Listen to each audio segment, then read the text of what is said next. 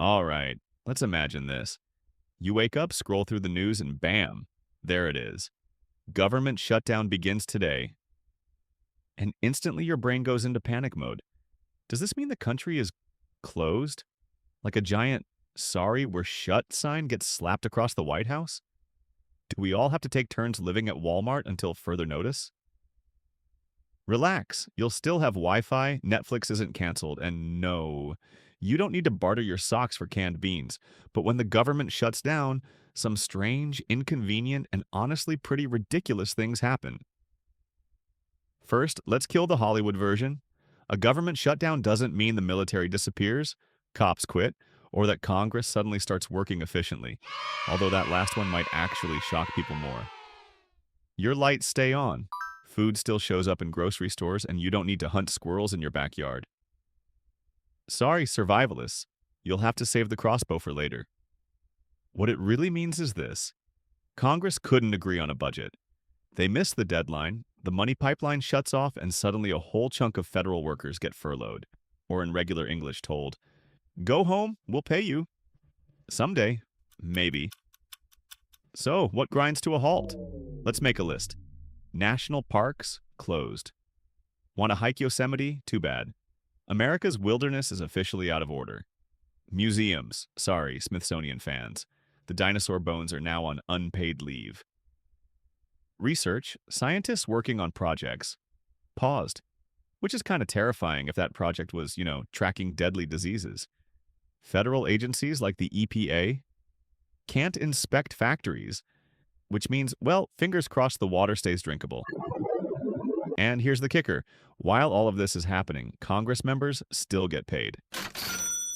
Of course, imagine a family where the kid's allowance is cut off, but dad's golf membership is still covered. That's basically how it works. And the irony?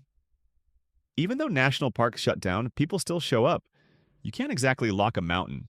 So rangers get sent home, bathrooms close, and suddenly there's way more nature than you bargained for.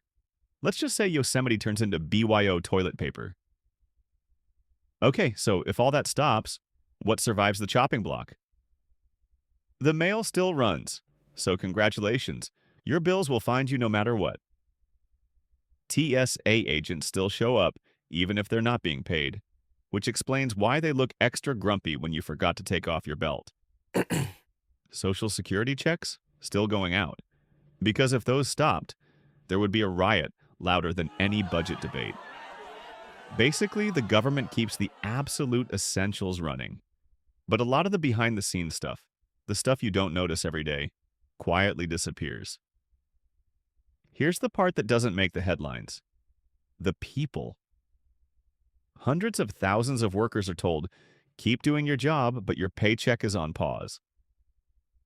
Imagine being told, we need you to secure airports, protect national borders, inspect food, and handle emergencies. But we'll pay you later. Maybe. That's not just stressful, that's like being stuck in a reality show called Unpaid but Essential. In past shutdowns, FBI agents reported struggling to pay bills.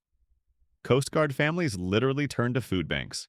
And NASA grounded most of its projects. Which, by the way, feels like the worst possible time to miss a memo from space.